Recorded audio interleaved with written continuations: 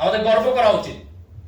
আপনি আজকে মিডল ইস্টে তাকায় দেখেন, এক একটা দেশে 50 বছরের এক নায়ক চলতেছে, কিন্তু আমাদের দেশে শেখ হাসিনা একটা লম্বা সময় থাকছে, কিন্তু 15 বছর পরে আমরা তাদেরকে বিদায় করেছি। তারা থাকতে পারে নাই। আমরা গণতান্ত্রিক সরকার ব্যবস্থায় প্রত্যাবর্তন করেছি এবং ইনশাআল্লাহ এই গণতন্ত্রকে আমরা সামনের দিকে এগিয়ে নিয়ে যাব। শেখ হাসিনার যে মুক্তিযুদ্ধ ইন্ডাস্ট্রি, এর সাথে এই দেশের যে আপামর জনসাধারণ মুক্তিযুদ্ধ করছে তার কোনো সম্পর্ক নাই। মুক্তিযুদ্ধের যে সত্যিকারের চেতনা, তার কোনো সম্পর্ক নাই।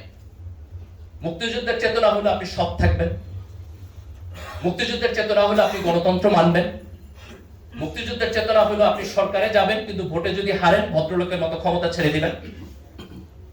মুক্তিযুদ্ধের চেতনা হলো আপনি আপনার সন্তানকে যখন বিশ্ববিদ্যালয়ে পাঠাবেন, সেখানে নোংরা ছাত্র রাজনীতি থাকবে না, সিট পলিটিক্স থাকবে না, একজনকে আপনি শারীরিকভাবে নির্যাতন করতে পারবেন না, একজন ছাত্রকে আপনি বুলিং করতে পারবেন না। মুক্তিযুদ্ধের চেতনা হলো আমার সন্তান এই রকম এডুকেশন সিস্টেম পাবে যেন সে বিশ্বের গ্লোবাল মার্কেটে গিয়ে কম্পিটিশন করতে পারে। 24-এর বিপ্লবের যে চেতনা, সেটি মূলত মুক্তিযুদ্ধকে আওয়ামী লীগের যে দলীয়করণ এবং চেতনা ইন্ডাস্ট্রি, তার থেকে মুক্তি দিয়ে এই দেশের জনসাধারণের কাছে ফিরিয়ে দিয়ে গেছে।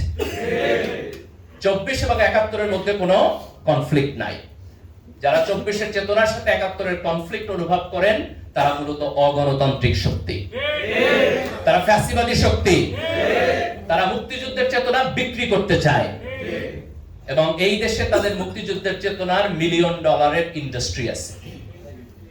এই ইন্ডাস্ট্রির প্রফিটে টান পড়ছে বলে তারা আজকে 24-এর চেতনার প্রতিবাদ করে। কিন্তু এই দেশের আপামর জনসাধারণ, যারা 1947 সালে ভারতের সাথে যাইতে চায় নাই, 1971 সালে যারা পাকিস্তানের সাথে থাকতে চায় নাই, এবং 2024 সালে যারা একটা ফ্যাসিবাদী সিস্টেমের মধ্যে থাকতে চায় নাই, এই সকল চেতনার মধ্যে কোনো কন্ট্রাডিকশন নাই, কোনো কনফ্লিক্ট নাই। আমরা একটি সুস্থ, সুন্দর, গণতান্ত্রিক, মানবিক এবং ইনসাফপূর্ণ সমাজ এখানে চাই।